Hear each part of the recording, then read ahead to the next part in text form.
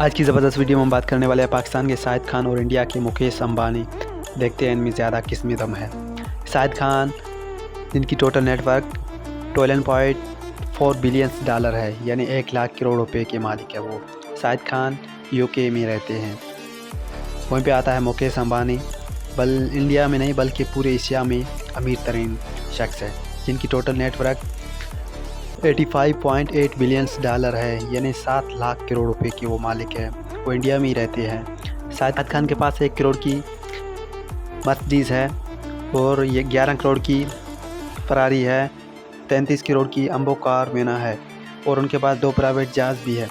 मुकेश अंबानी के पास 9 करोड़ की BMW 7 है और 8 करोड़ की फरारी है। उनके पास 160S कार और अलग से मौजूद है और उनके पास 3 प्राइवेट जहाज़ भी है, यानी उनकी कीमत 100 करोड़ से ज़्यादा है।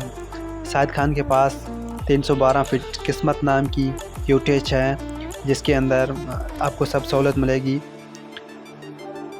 वहीं पे अंबानी के पास 98 मीटर लंबी एक यूटेज है, जिसकी कीमत 600 करोड़ है। आपके हिसाब से इनमें ज़्यादा अमीर कौन है? तो वीडियो में ज़रूर कमेंट में बताएं।